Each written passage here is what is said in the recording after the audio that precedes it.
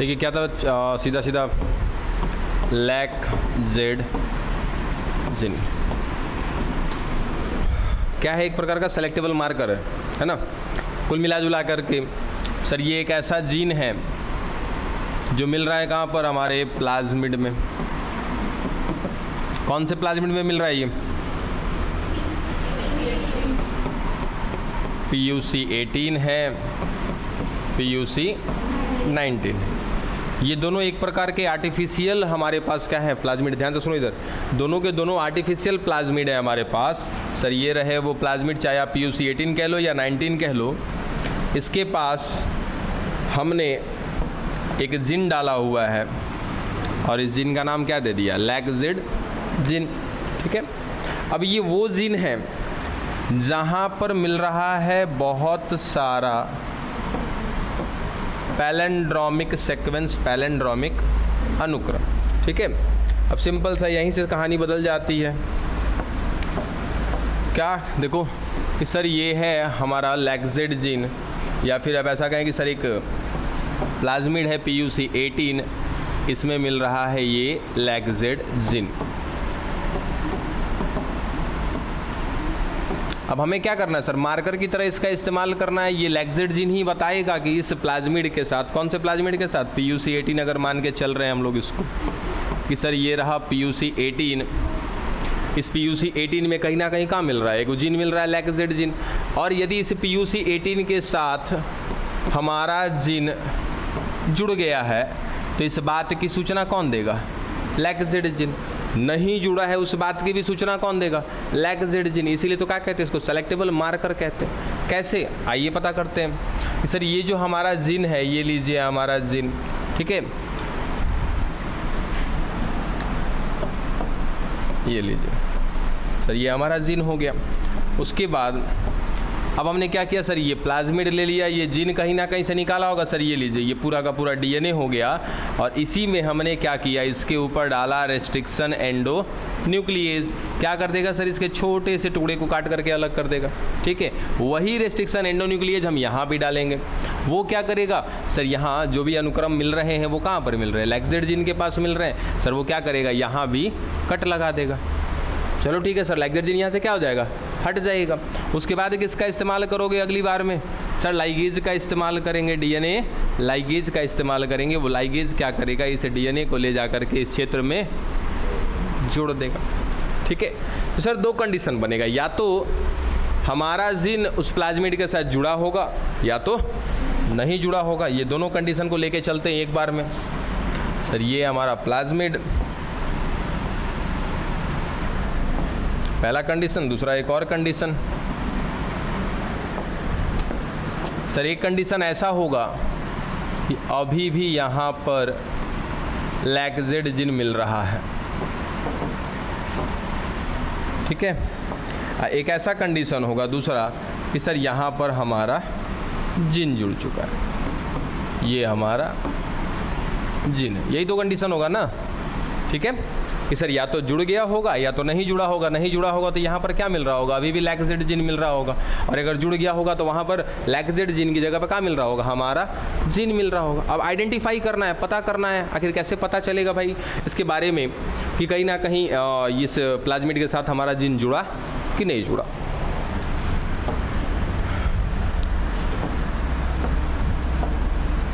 अब एक माध्यम की बात की थी, याद है क्या किसी को? इस टॉपिक में एक कलर चेंज होने के सिचुएशन की बात की थी। क्या था वो माध्यम?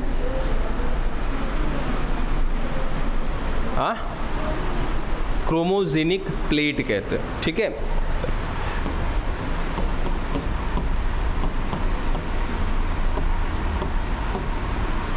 Chromogenic plate.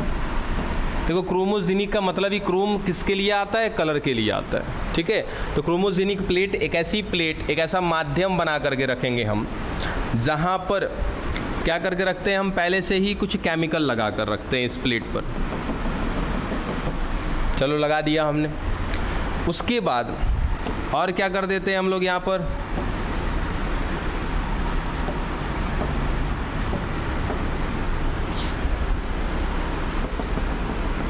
सर कुछ केमिकल तो डाला ही डाला था हमने, उसके बाद क्या डाल दिया यहाँ पर, लैक्टोज डाल दिया। ठीक है, अब सर इस लैक्टोज को हमने डाल करके एक प्लेट तैयार कर लिया, क्रोमोजेनिक प्लेट। ठीक है, अब यहाँ पर दो चीज़ें हैं सर। पहला कंडीशन यहाँ पे क्या डाला हमने, लैक्टोज डाला। दूसरा कंडीशन यहाँ पे क्या डाला, कुछ केमिकल डाल रखा है। अब ये केमिकल कौन है उसको छोड़ दीजिए, बस केमिकल के फीचर को याद रखिए कि केमिकल का फीचर क्या होता है। तो केमिकल सर ये रिएक्ट करता है और रिएक्ट करने के बाद रंग देता है। अब किसके साथ रिएक्ट करेगा, तो यदि इस केमिकल के साथ क्या मिल जाए, ग्लूकोज मिल जाए या ग्लैक्टोज मिल जाए, ये क्या कर देगा, अपना कलर बदल देगा। और कलर बदल के कैसा कर लेगा सर, यहाँ से जो कलर मिलेगा हमें वो कैसा मिलेगा, ब्लू मिलेगा।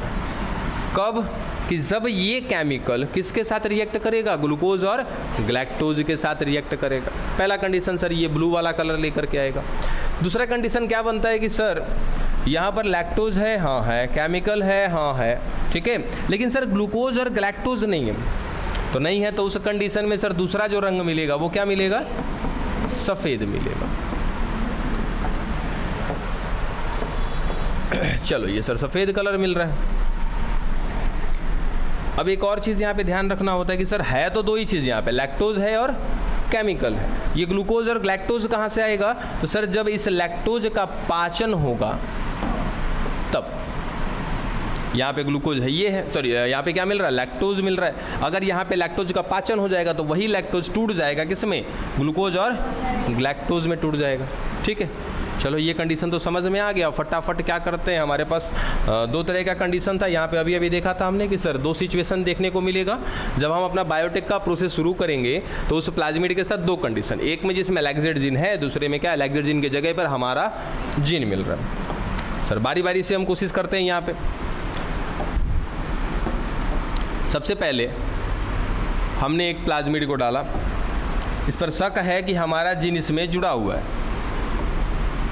उसी शक को क्लियर में बदलना है कि यहाँ पर हमारा जीन जुड़ गया है कि नहीं जुड़ा है। ठीक है सर, ला करके डाल दिया हमने एक प्लाज्मिड को। कुछ देर के बाद इस प्लेट का कलर चेंज हो गया, बस समझे, कुछ समय के बाद इस प्लेट का कलर चेंज हो गया। अब सर कलर काहे चेंज हुआ होगा, तनी खुद से सोचो। सर कलर चेंज होने के पीछे रीज़न रहा होगा कि इस प्लेट के ऊपर क्या डाला हमने, लैक्टोज।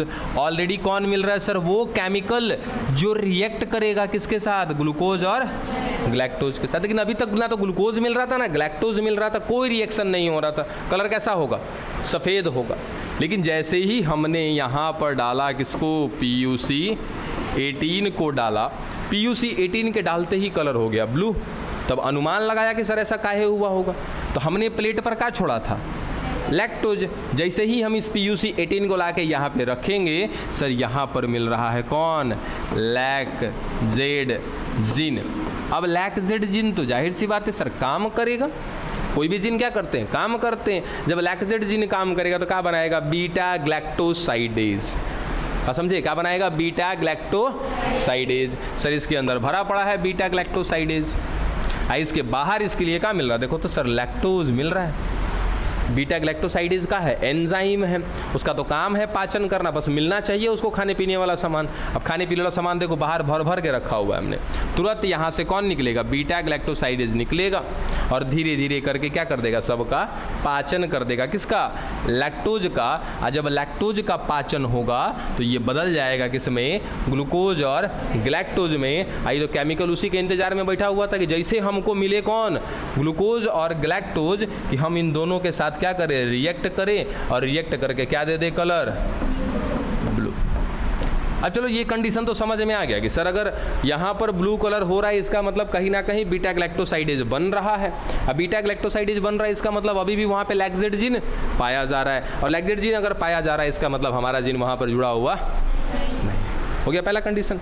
चलो सर दूसरा कंडीशन क्या बनेगा यहाँ से, फिर से वही चीज़, सर ये एक क्रोमोजेनिक प्लेट हो गया, इस पर हमने डाल रखा है लैक्टोज और लगा रखा है इस पर हमने केमिकल। सेम वही कहानी। इस बार हमने फिर से एक प्लाज्मिड को लिया और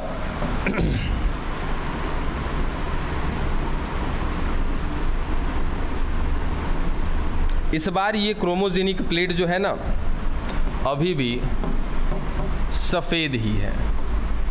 अब सफ़ेद है इसका मतलब काहे सर सफ़ेद है? सफ़ेद के पीछे का कारण अगर हम खोजने चलें तो क्या पता चलेगा कि यहाँ पर लैक्टोज है। सर बिल्कुल यहाँ पर लैक्टोज मिल रहा है। क्या यहाँ पर वो केमिकल है? बिल्कुल वो केमिकल भी मिल रहा है। ठीक है, अब सर लैक्टोज भी है, केमिकल भी है, सब कुछ है। क्या चाहिए अब? बीटा ग्लैक्टोसाइडेज चाहिए। काहे लिए सर? लैक्टोज का पाचन करने के लिए। का इसमें दिख रहा है बीटा लैक्टेट जिन दिख रहा है इसमें? नहीं सर, उस जगह पर कौन आके जुड़ चुका है? ये है हमारा वांछित जिन, जिसको हमने सेलेक्ट करा है काम कराने के लिए। सर उसने वहाँ पर मिलने वाले लैक्जेट जिन को हटा दिया और उसके जगह पर जाकर के खुद सेटल हो गया। ठीक है, अब बताओ कि क्या सर ये जिन तो हमारा है, ये तो हमारा उत्पाद बनाएगा।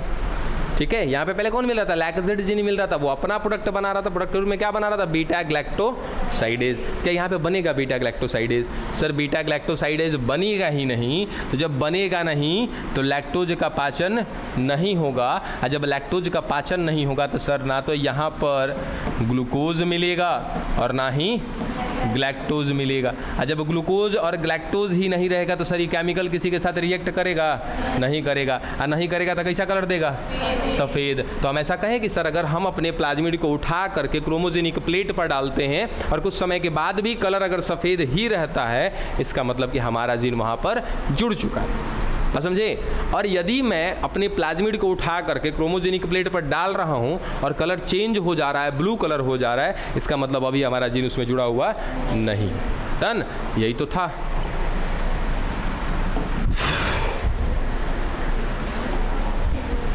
रिकॉर्डिंग चालू है ना? और बताइए, और किसी का कोई डाउट रह गया तो बताइए, नहीं तो फिर आगे बढ़ेंगे हम लोग।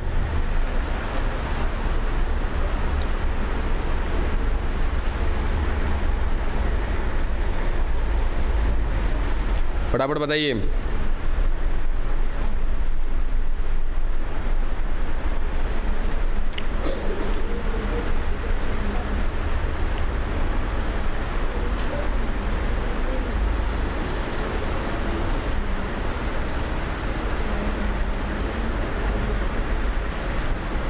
अरे बोलो, कोई दिक्कत नहीं है अभी?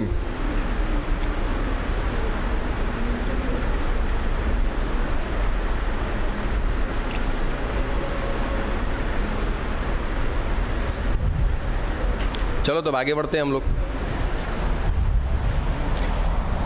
लास्ट टाइम हम लोग क्या पढ़े थे? बीटी कॉटन पढ़े थे ना? हाँ बताइए ना।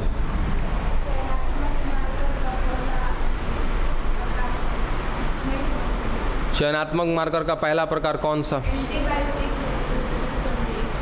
हाँ,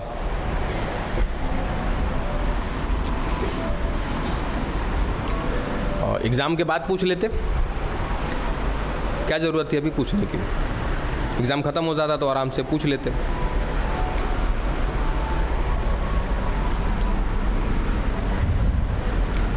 देखिए,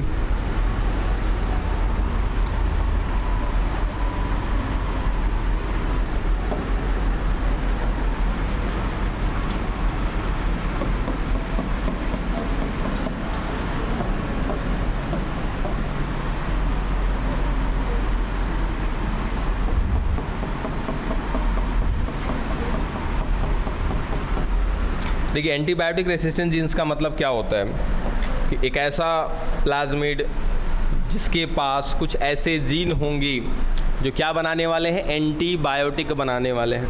ठीक है, अब सर वो एंटीबायोटिक क्या करेंगे?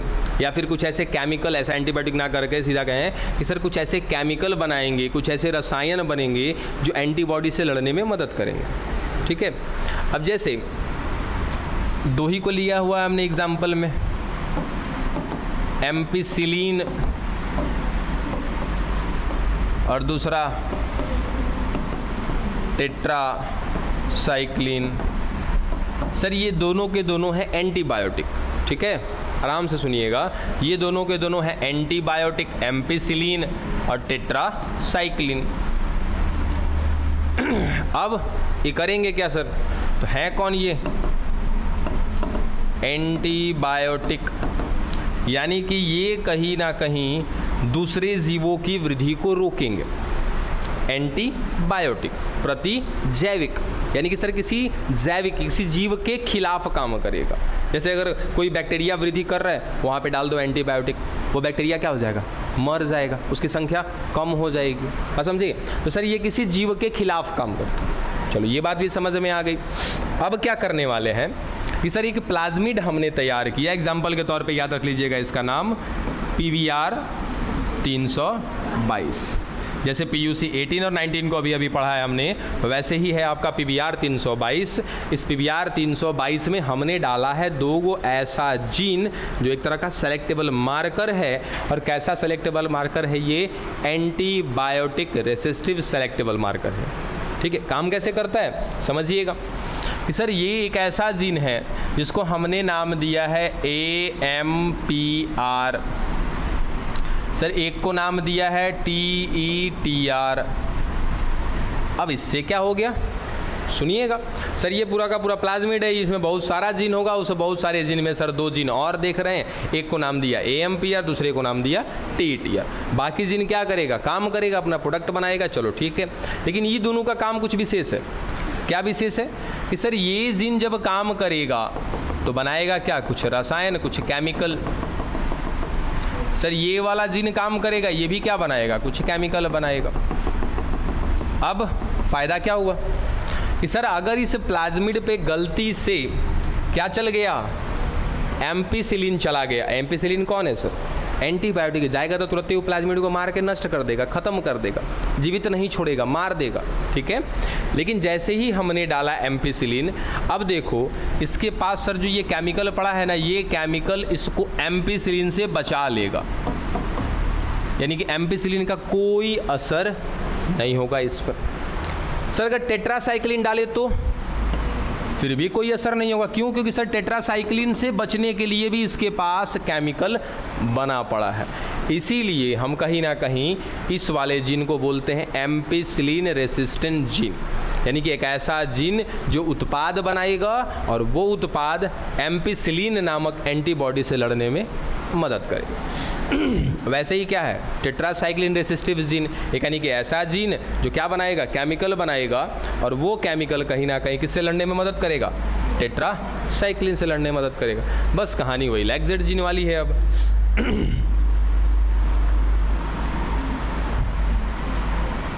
देखिए सर यहाँ TETR के पास और AMPR के पास मिलते हैं क्या, पैलेंड्रोमिक सीक्वेंस मिलते हैं, अनुक्रम मिलते हैं। अब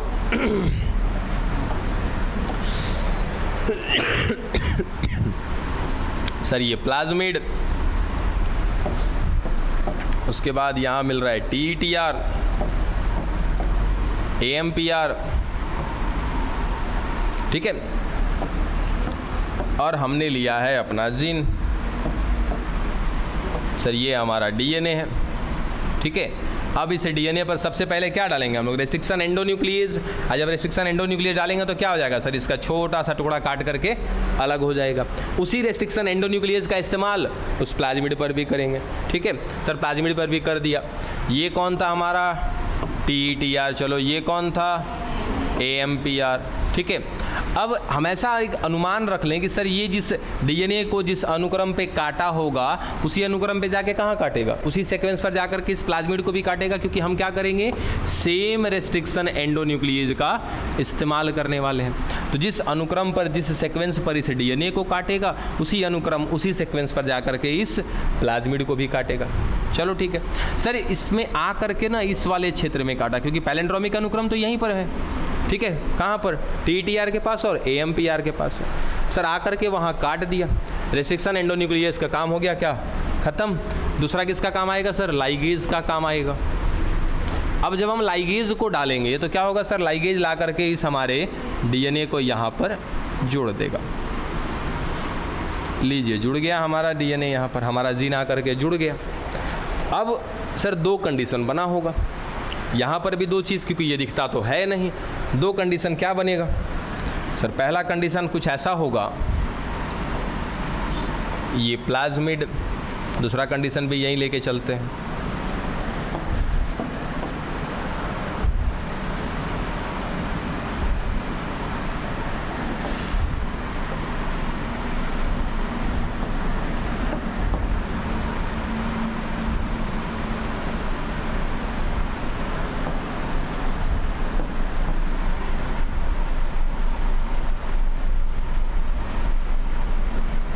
सर दो कंडीशन, ठीक है।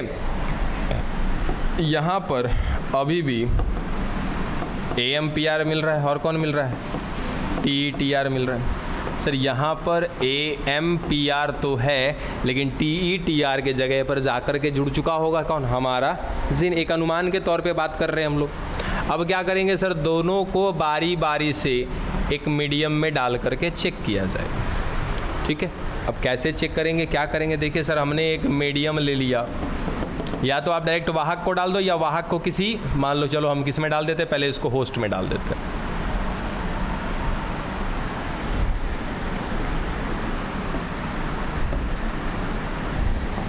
सर ये होस्ट हो गया, ठीक है। अब इस होस्ट में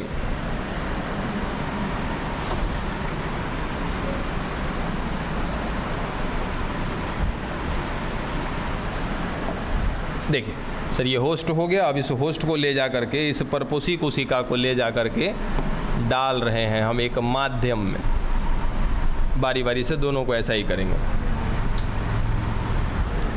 देखिए सर, इस माध्यम में हमने पोषण डाल दिया, खाने पीने का सामान डाल दिया, ताकि ये कोशिका जिंदा रहेगी इसमें, ये परपोषी कोशिका। उसके बाद एक एक करके चेक कर लेते हैं हम लोग। सर सबसे पहले हमने इस वाले में डाला एम्पिसिलिन, ठीक है। एम्पिसिलिन कौन है? एंटीबायोटिक है। सर एम्पिसिलिन डालेंगे, अब सोचो इसके पास सर अभी भी AMPR मिल रहा है, तो ये जीन काम कर रहा होगा, कुछ केमिकल बना रहा होगा, और वो केमिकल इसको लड़ने में मदद करेगा। किससे? एम्पिसिलिन से। तो सबसे पहले हमने इस जार में डाला है एम्पिसिलिन।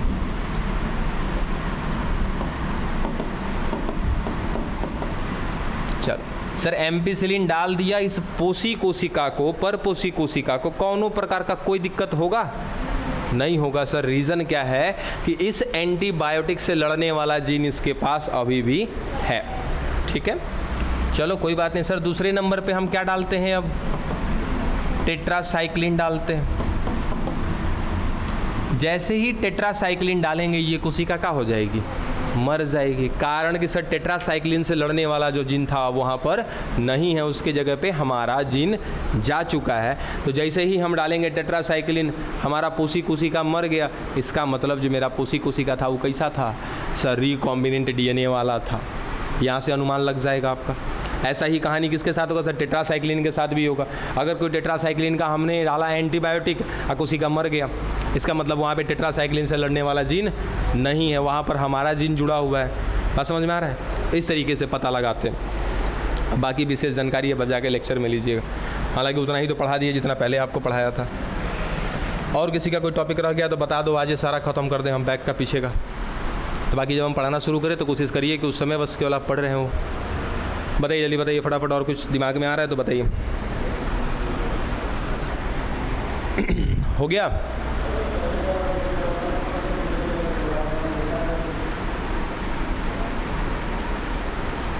अरे बोलो, ख़त्म पीछे का टॉपिक? चलो बीटी कॉटन भी पढ़ लिए थे हम लोग। बीटी कॉटन में ना बस एक एग्जाम्पल याद रख लीजिएगा आप लोग। शायद मुझे याद नहीं है, बताया कि नहीं आपको। सर वहाँ पे कौन से जीन का इस्तेमाल कर रहे थे हम लोग? क्राइजीन का, ठीक है। अब ये क्राइजीन अलग अलग प्रकार के होते हैं, जो अलग अलग प्रकार के जीवों को या अलग अलग प्रकार से, ऐसा कहें कि सर अलग अलग पौधे में डालेंगे, अलग अलग प्रकार का क्राइजीन डालेंगे, और वो अलग अलग तरीके से उनको कहीं ना कहीं कीड़ों से बचने में मदद करेगा। तो हर जगह पर अलग अलग होते हैं। देखिए कैसे क्या है सर। सबसे पहला हमने क्या पढ़ा था? कॉटन। कौन सा कॉटन सर? BT cotton.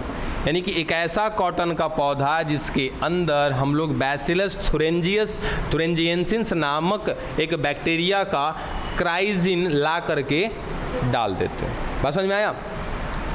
तो जो इस कॉटन पर जो कीड़ा लगता है ना, उस कीट को कहा जाता है कॉटन वॉलवॉर्म। हाँ, कॉटन वॉलवॉर्म वो कीट है, ठीक है। तो इस कीट से बचाने के लिए इस पौधे को हमने क्या किया था, इसमें क्राइजिन डाला था। और वो क्राइजिन कौन सा डाला था, तो याद रखिएगा क्राइफस्ट AC, दूसरा क्राई सेकेंड AB। सही है ना? क्राई फर्स्ट AC, हाँ, क्राई सेकेंड AB, ठीक है। तो ये जिन डाला जाता है किस पौधे में? कॉटन के पौधे में। अब ज़्यादा डिटेल आपको ज़्यादा कलेक्ट नहीं करना है, सीधा सीधा सर कि क्राइजिन जो होते हैं उसके 2-3 वेराइटियाँ हैं, उसमें से अलग अलग पौधे में अलग अलग जिन का इस्तेमाल किया जाता है। तो कॉटन के पौधे में जो क्राइजिन डाला जाता है उसको याद रखिएगा कौन सा? क्राई फर्स्ट AC और क्राई सेकेंड AB। उसके बाद मक्का देखियो, तो मक्का के पौधे में उनको कहते हैं कॉर्न बोरर, उस कीट का नाम है कॉर्न बोरर। हिंदी में मक्का छेदक, उस कीट का नाम है जो मक्के के पौधे पर लगता है। या तो कॉर्न बोरर बोलते हैं या तो मक्का छेदक बोलते हैं। देखते हो जब घून लग जाता है तो गेहूं में छेद हो जाता है ना, और वैसे ही मक्किया का दाना में भी छेद हो जाता है। मतलब कि अभी मक्का लगा हुआ है पौधे में, लेकिन उस पर कीड़े लग गए हैं और वो कीट क्या कर रहे हैं सर? उसमें छेद कर दे रहे हैं। अब पौधे का तो नुकसान हो जा रहा है। मान लो हम किसान हैं, अब खेती कर रहे हैं और हमारे मक्के में अगर कीट लग गया और वो उसको छेद कर दे रहा है, क्या बिक पाएगा? नहीं बिक पाएगा। तो क्या करेंगे सर? अपने मक्के के पौधे को बचाना है। फिर क्या करेंगे? केमिकल डालेंगे। केमिकल डालेंगे तो नुकसान होगा हमें। तब क्या एक ही ऑप्शन रह जाता ना, क्या करना? बायोटेक करना। इस स्थिति में क्या करते हैं सर? सेम कहानी यहाँ भी है, यहाँ भी डालेंगे, क्राइजिन को ही डालेंगे। क्राइजिन का मतलब क्या होगा सर? क्या बनाएगा? क्रिस्टल बनाएगा। वो क्रिस्टल कहीं ना कहीं कहाँ पर घुलनशील होगा? एक क्षार में घुलनशील होगा। क्षार किसके पेट में पाया जाता है सर? कीड़े के पेट में पाया जाता है। यानी कि हम मक्के के पौधे में ही कुछ ऐसा जीन डाल देंगे अगर, तो इस मक्के के पौधे में क्या बनने लगेगा? क्रिस्टल बनने लगेगा। उस क्रिस्टल से इस मक्के के पौधे को कोई नुकसान नहीं होगा। उस क्रिस्टल से उस व्यक्ति को भी नुकसान नहीं होगा जो मक्का का खेती कर रहा है। बाय द वे गलती से क्या भाई, मक्का में डाल दिया आपने तो मक्का तो खाएंगे ना, तो मक्का खाएंगे तो क्या हमारे अंदर वो क्रिस्टल नहीं जाएगा? कहीं नहीं जाएगा, 100% जाएगा, क्योंकि सर उसके एक कोशिका में पाया जा रहा है क्राइजिन। अब आप उस मक्के में मिल रहा है क्रिस्टल, उस मक्के को खाओगे, आपके अंदर वो क्रिस्टल जाएगा, लेकिन 1 पैसा का भी नुकसान नहीं होगा, क्योंकि हमारा बॉडी का नेचर कैसा होता है? एसिडिक होता है, अम्लीय होता है, ठीक है। लेकिन गलती से अगर इसी मक्के के पौधे को ये मक्का छेदक अगर कीट आकर के खा गया ना सर, वो क्रिस्टल उसके पेट में जाकर के घुल जाएगा, तो वो क्या हो जाएगा? मर जाएगा। तो सर इस मक्के के पौधे में जो डालते हैं हम लोग क्राइजिन, उसका नाम हो गया आपका क्राई फर्स्ट AB। ये एग्जाम्पल देख लीजिएगा इसको। अब आगे दिया था आपको पढ़ने के लिए एक नया टॉपिक। अच्छा, ये कॉटन के पौधे में दिक्कत क्या हो रहा था? कीट लग रहा था, ठीक है। अब अगला जो आपका टॉपिक है वो है पीड़क प्रतिरोधी, पेस्ट रेसिस्टेंट प्लांट, ठीक है, जिसमें तंबाकू के पौधे में पढ़ना है। देखिए,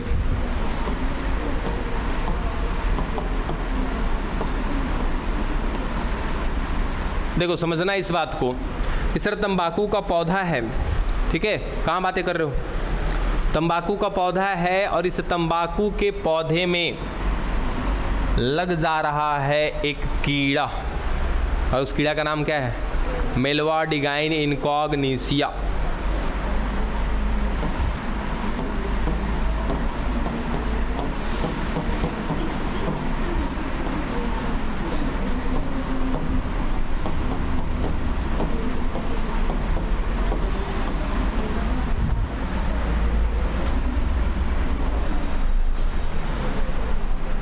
अच्छा, वो फर्स्ट ईयर में आप लोग को पढ़ाया है हमने, ठीक है। फर्स्ट ईयर में आपको पढ़ाया था कहीं ना कहीं प्लेटी हेलमिंथीज, एस्के हेलमिंथीज हैं, गोल क्रीमी, चपटे creamy, round warm, flat warm, ठीक है। तो अगर याद होगा तो याद करिएगा, एस्केरिस कहीं पर पढ़ाया था क्या आप लोग को? एस्केरिस, उससे को बीमारी होता है एस्केरिएसिस, ठीक है। तो एस्केरिस जो होता है वो एक प्रकार का क्या होता है सर? लम्ब्रिक्वाइड्स होते हैं, वो एक प्रकार के गोलाकार कीड़े होते हैं, ठीक है, यानी कि राउंड वॉर्म होते हैं।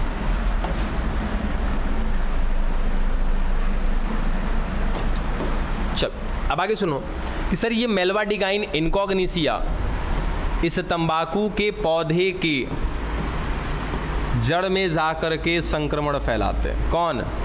मेलवाडिगाइन इनकॉग्निसिया। सर करते क्या हैं? तो इसके जड़ को जाकर के संक्रमित कर रहे हैं और संक्रमित करने के बाद इसके जड़ में पैदा कर रहे हैं क्या? ट्यूमर पैदा कर रहे हैं।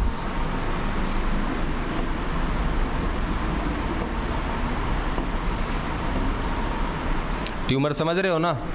क्या बोलते हैं सर? आबुर्द बोलते हैं।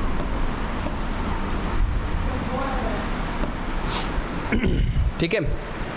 अब ये जो ट्यूमर बन रहा है तंबाकू के पौधे में, किसके वजह से बन रहा है? मेलवाडिगाइन इनकॉग्निसिया के वजह से। अभी देखेंगे कि आखिर वो मेलवाडिगाइन इनकॉग्निसिया क्या करता है उसके जड़ में जाकर के। उससे पहले सवाल ये आता है कि सर तंबाकू के पौधे को बचाने की क्या ज़रूरत है? नुकसान जा रहा है तो जाए, आखिर बचाना भी है तो तंबाकू के पौधे को। हाँ,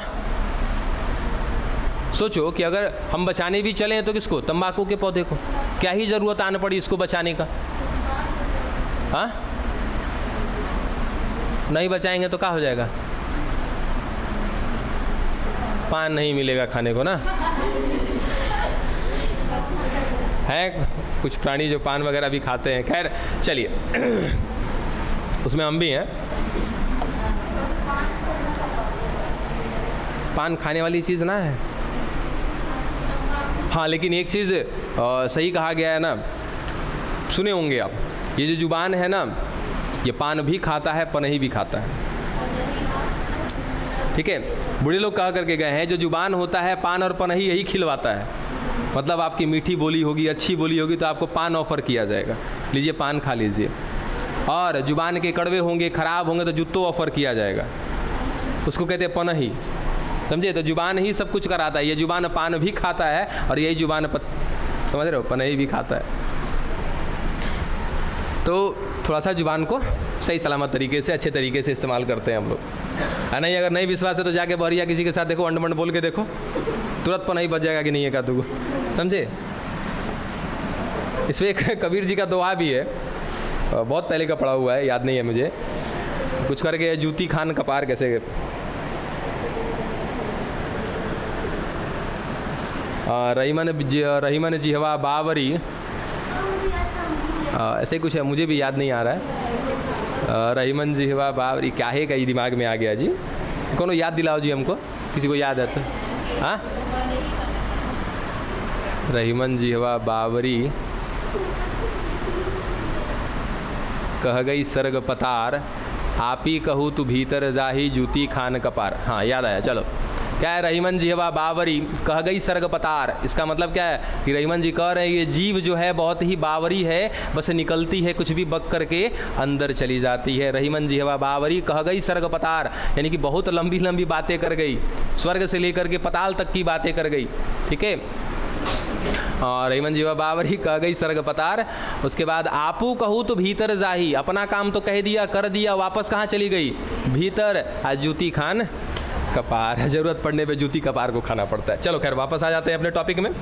क्या कह रहे हैं सर कि इसके जड़ में कहीं ना कहीं क्या लग गया है? मेलवाडिगाइन इनकॉग्निसिया लग गया है, जिसकी वजह से इस पौधे में आबुर्द बन गया है, ट्यूमर बन गया। इस पौधे की जो जड़ें होंगी वो कहीं ना कहीं सर ऐसे, चलो ये सामान्य जड़ हो गया, लेकिन अगर इसमें आबुर्द बन जाएगा सर, यही जड़ क्या हो जाएगा? फैल जाएगा। इसमें कहीं ना कहीं निश्चित रूप से क्या मिलेगा?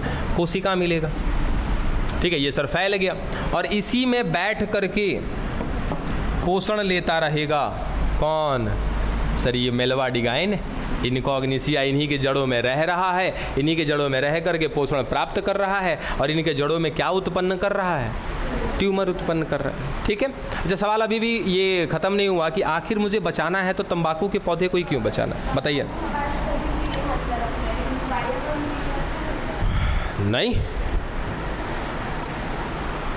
कहाँ पे तंबाकू से पर्यावरण शुद्ध होता है भाई। हाँ, एक ये चीज़ कह सकते हो कि सर कहीं ना कहीं ये इकोसिस्टम का पार्ट है, हमारे पारितंत्र का हिस्सा है। अभी आपको इकोसिस्टम समझ में भी नहीं आएगा, आएगा जब उस समय पढ़ेंगे इकोसिस्टम पारितंत्र क्या होता है। ठीक है, कि अगर एक जगह पर मिलने वाले अनेकों प्रकार के जीव हैं तो सारे लोग एक दूसरे से कनेक्टेड है, और उनमें से एक को भी हटाया जाएगा तो सर वो पूरा का पूरा इकोसिस्टम बिगड़ जाएगा। ठीक है, तो वहाँ पर अगर कहीं पर ये पादप मिल रहा होगा तो जाहिर सी बात है सर इकोसिस्टम का हिस्सा है, तो वहाँ पे प्रॉब्लम आएगा, वो अलग की बात है। लेकिन बस इतना याद रखना कि सर तंबाकू कहीं ना कहीं हमारे गवर्नमेंट के लिए बहुत ही बड़ा बिजनेस है। बात समझे, एक डेमोक्रेसी चलती है हमारी, बहुत ही ज़्यादा टैक्स है इन सब चीज़ों पर। बात समझ में आ रहा है कि अगर कोई तंबाकू उगा रहा है, अगर 1000 किलो तंबाकू उगा रहा है तो बेचारा 50-60 किलो तो खाली टैक्स से भर के आ जाएगा, यानी कि 50-60 किलो का उसका पैसा देना पड़ जाएगा गवर्नमेंट को। आप कोई अगर सामान बेचते हैं 10 रुपये का आपने लागत लगाया, मतलब 10 रुपये आपका लागत लगा, जाहिर सी बात है कि सर आप बना करके बेच रहे 12 रुपये का बेचिएगा, 13 रुपये का बेचिएगा, 2-3 रुपये तो क्या होना चाहिए, फ़ायदा होना चाहिए। अब आपने 3 रुपये फ़ायदा किया, उसमें से 1 रुपया गवर्नमेंट को देना। ठीक है, कुल मिला जुला कर सर हमने 50% दे दिया, 3 रुपया कमाया, 1.5 रुपया गवर्नमेंट को दे दिया, कितना बचा हमारे पास सर 50% बचा, 50% दे दिया। अब ये तो सर सामान्य बात हो गई, लेकिन ये तो तंबाकू पे क्या होता है ना कि सर हम जो भी उगा रहे हैं, जो भी कमा रहे हैं, 10 रुपया कमा रहे हैं तो 10 रुपये में सर 6 रुपया तो गवर्नमेंट को दे रहा है। गवर्नमेंट को भी तो अच्छा है, 6 रुपया मिल रहा है, फ़ायदा है गवर्नमेंट को। कुल मिला जुला करके क्या कि सर इन सब की खेती कराने से गवर्नमेंट को फ़ायदा है, इसीलिए गवर्नमेंट क्या करती है, हमारी सरकार क्या करती है, इन सब चीज़ों को उगाने का लाइसेंस देती है। क्या सबको लाइसेंस दे देगी? नहीं, सबको लाइसेंस नहीं मिलेगा, तो जिनको लाइसेंस मिलेगा वो लाइसेंस लेंगे, तंबाकू का पौधा उगाएंगे। अब मान लो कोई व्यक्ति है, उसको लाइसेंस मिल गया तंबाकू का पौधा उगाने का, तंबाकू का पौधा उसने उगाया भी, सब कुछ ठीक चल रहा था, बाद में उसका तंबाकू का पौधा सब ऊपर से मुरझाने लगा, भाई समस्या में पड़ गया। एक तो लाइसेंस लिया, इतना पैसा खर्चा किया है, तंबाकू का पौधा उगा रहे, काफ़ी महंगा पौधा है, बेचेंगे तब जा करके प्रॉफिट होगा, इतना पैसा खर्चा कर दिया, हमारा पौधा ऊपर से सूखने लगा। ठीक, अब क्या करें, पता किया, देखा ऊपर से कोई दिक्कत नहीं था, एक को उखाड़ा तो नीचे जड़ में क्या लगे हुए, कीड़े लगे हुए हैं, कौन, मिल्वाडिगाइन इनकॉग्निसिया, और उनके लगने की वजह से इनकी जड़ों में क्या बन गया है, ट्यूमर बन गया। अच्छा कोई बात नहीं है सर, एक समस्या का तो निदान है, हम सारा तंबाकू का पौधा को उखाड़ लेंगे और उसके जड़ में दवाई ववाई छिड़क देंगे, काम हो जाएगा। नहीं होगा काम, अरे उखाड़िए लेंगे तो पौधा तो नष्टे कर दिए उखाड़ के, रहिए का गया। सर तना होना पे होता तो चलो दवाई ववाई छिड़क सकते थे, तना पर होता तो ऊपर से दवा ववा छिड़क दिए, चलो थोड़ा बहुत मैनेज कर जाएगा। अब जड़ में है तो जड़ में क्या करना पड़ेगा, उखाड़ के डालना पड़ेगा दवाई, उखाड़ोगे डालोगे, उसे पता चलेगी 100 को तंबाकू का पौधा है, 50 को तो ऐसे ही नष्ट हो जाएगा, फिर तो और नुकसान में चले जाओगे। तब अब याद आएगा किसका, फिर बायोटेक का। चलिए देखते हैं कि बायोटेक में क्या क्या करने वाले हैं हम लोग। इसमें बोला था आपको एक टॉपिक पढ़ने के लिए, आरएनए इंटरफेरेंस बोला था पढ़ने के लिए, आरएनए अंतरक्षेप बोला था पढ़ने के लिए, पढ़ कर आए हो, कुछ जानकारी मिला? आरएनए अंतरक्षेप क्या होता है, आरएनए इंटरफेरेंस क्या होता है? देखो सिंपल सा लॉजिकली हम समझाते हैं। अच्छा इसके बाद कितने चैप्टर रह गए हैं, जरा मुझे फटाफट काउंट करके बताना था। इस चैप्टर को छोड़ करके, जो चल रहा है उपयोग, इसको छोड़ करके लास्ट में एक होगा पर्यावरणीय मुद्दे, वो आपके ऊपर छोड़ देंगे, वो आपको खुद से पढ़ना है। पर्यावरणीय मुद्दे 3 बज गया ना, अगस्त सितंबर, कोई बात नहीं, सितंबर तक आपका सिलेबस खत्म हो जाएगा। चलो इधर देखो,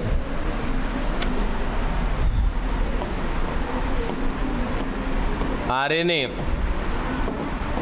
इंटरफेरेंस,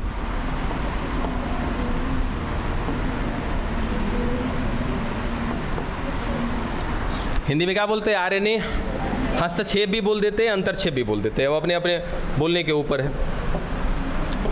देखिए अब ये जो इंटरफेरेंस वर्ड है ना, ये वर्ड आया है बच्चा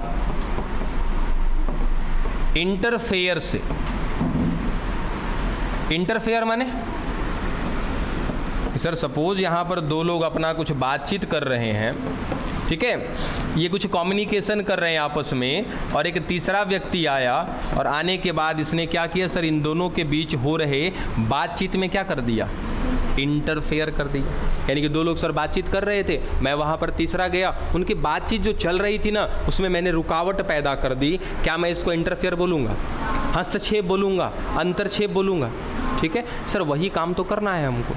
अब हमको क्या करना है सर, टॉपिक का नाम क्या है, आरएनए इंटरफेरेंस, यानी कि आरएनए हस्तक्षेप, आरएनए अंतरक्षेप, कुल मिला जुला करके आरएनए के काम में रुकावट बनना है हमें, और यदि रुकावट बन गए तो काम हो जाएगा।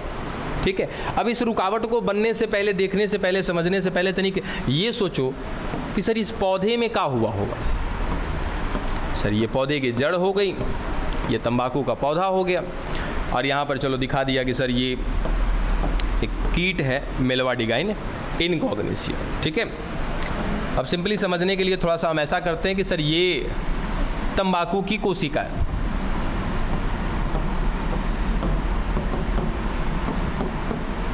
तंबाकू की जड़ की कोशिका, क्योंकि नुकसान कहाँ पर हो रहा है, जड़ पर ही हो रहा है ना। ठीक है सर, ये तंबाकू की जड़ की कोशिका, यहाँ से हमने निकाल के देखना है, हमको समझना है कि आखिर हुआ क्या होगा। सर यूकैरियोटिक सेल है, बिल्कुल यूकैरियोटिक है, क्या मिल रहा होगा इसमें, केंद्रक मिल रहा होगा, कोशिका द्रव्य मिल रहा होगा, सारा कुछ। ठीक है, ये कौन है सर, मेलवाडिगाइन इनकॉग्निसिया है सर, वो कीट है, वो गोल कृमि है। देखो सर, ये है वो गोल कृमि, इस गोल कृमि के अंदर कहीं ना कहीं इसकी भी क्या मिल रही है, कोशिकाएं मिल रही हैं। सर बहुकोशिकीय जीव है तो इसमें भी क्या मिलेगा, कोशिका मिलेगा बहुत सारा। ठीक है सर, वो कीड़ा है, उसके अंदर सर बहुत सारी कोशिका मिल रही है। इसमें से केवल इसकी एक कोशिका को निकाल के समझना है हमें। अब तनिक ये बताओ कि सर ये एक प्रकार का है, गोल कृमि है, यूकैरियोटिक होगा कि प्रोकैरियोटिक होगा, बोलो। यूकैरियोटिक होगा। ठीक है, चलो सर ये एक यूकैरियोटिक कोशिका है, ये जीव भी क्या है, यूकैरियोटिक है, गोल कृमि है, कौन, मेलवाडिगाइन इनकॉग्निसिया। सर हमने इसमें से केवल इसके एक कोशिका को निकाल करके पढ़ने समझने का कोशिश किया, तो क्या पता चल रहा है हमें कि सर ये कोशिका हो गई, ये इसका केंद्रक हो गया, इसके केंद्रक के अंदर मिल रहा है इसका डीएनए। बात समझे? ठीक है, और इसके डीएनए में मिल रहा है सर जीन, जिसमें से मैं एक खास किस्म के जीन की बात करता हूँ। सर ये है वो खास किस्म का जीन, बाकी जीन की कोई बातचीत नहीं। ठीक है सर, बहुत सारे जीन होंगे, सारे लोग अपना काम करेंगे। सर एक जीन ऐसा है जो काम कर रहा है, और काम करने के बाद बखूबी पता है क्या बनाएगा, प्रोटीन बनाएगा। सिंपल है, तो हम शुरू से जानते हैं कि जीन जब काम करते हैं तो क्या बनाते हैं, प्रोटीन बनाते हैं। लेकिन ये प्रोटीन यहाँ पर इस बार घातक है, नुकसानदायक है। लो सर, इस कोशिका में ये प्रोटीन बना हुआ है, ठीक है, भर भर के बना हुआ है इस कोशिका में। इस कोशिका को कोई नुकसान है, एक रत्ती भर पैसा का नहीं। इस कोशिका, कौन सी कोशिका है सर, ये उस कीड़े की कोशिका है। इस कीड़े के शरीर में मिलने वाली एक एक कोशिका में क्या होगा सर, ये घातक, ये खतरनाक वाला प्रोटीन इसकी कोशिका में भरा पड़ा हुआ है। ठीक है, चलो अब सर ये कीड़ा कहाँ गया, इसकी जड़ में गया, जड़ में गया तो कहाँ गया सर, इसकी कोशिकाओं तक नुकसान पहुंचा रहा है। इसकी कोशिका में जा करके सर ये अपना प्रोटीन ट्रांसफ़र कर दे रहा है। बात समझ में आया? जा करके अपना प्रोटीन इस कोशिका में ट्रांसफ़र कर रहा है। किसकी कोशिका में सर, तंबाकू के जड़ की कोशिका में ट्रांसफ़र कर रहा है। जैसे ही सर ये प्रोटीन इस कोशिका में जाएगा, ये प्रोटीन जाने के बाद उस कोशिका में मिलने वाला जो डीएनए है, क्या इस डीएनए में सर एक जीन मिल रहा होगा, प्रोटो ऑनको जीन। क्या इस बात से सभी लोग सहमत हैं कि सर चाहे वो दुनिया की कोई भी कोशिका हो, डीएनए मिल रहा है, उसमें कहाँ मिलेगा, प्रोटोऑन को जीन मिलेगा, और हमेशा सदैव ये क्या रहते हैं, ऑफ रहते हैं। लेकिन जैसे ही ये प्रोटीन जाएगा, उसके डीएनए के साथ रिएक्ट करेगा, कार्य करेगा, और कार्य करने के बाद इस प्रोटोऑन को जीन को क्या कर देगा, ऑन कर देगा सर, बदल देगा, किसमें, ऑन को जीन में बदल देगा। और जैसे ही सर ये कोशिका के अंदर मिलने वाला प्रोटोऑन को जीन ऑन हो जाएगा तो क्या हो जाएगा सर, यहाँ ही तो जड़ में लगातार विभाजन शुरू हो जाएगा कि नहीं हो जाएगा सर, जड़ें मोटी होने लगेंगी, इसकी जड़ों में क्या बन गया सर? आबुर्द बन गया, ट्यूमर बन गया, और इसी मोटे मोटे जड़ों में ट्यूमर में ये आपका मेलवा डिगाइन इनकॉग्निसिया क्या कर रहा है सर? रह रहा है, भोजन प्राप्त कर रहा है। चलो प्रॉब्लम तो समझ में आ गया। आखिर मेलवा डिगाइन इनकॉग्निसिया उस पौधे को नुकसान पहुंचाता कैसे है, क्या करता है, ये कहानी समझ में आ गई। कल आपको एक शब्द पढ़ करके आना है, और वो शब्द है जंपिंग जीन। हाँ, जंपिंग जीन क्या होते हैं, कहाँ मिलते हैं, कौन से जीव में मिलते हैं, ये पता करना है आपको, जंपिंग जीन। दूसरा ट्रांसपोजोन्स, जंपिंग जीन या ट्रांसपोजोन्स।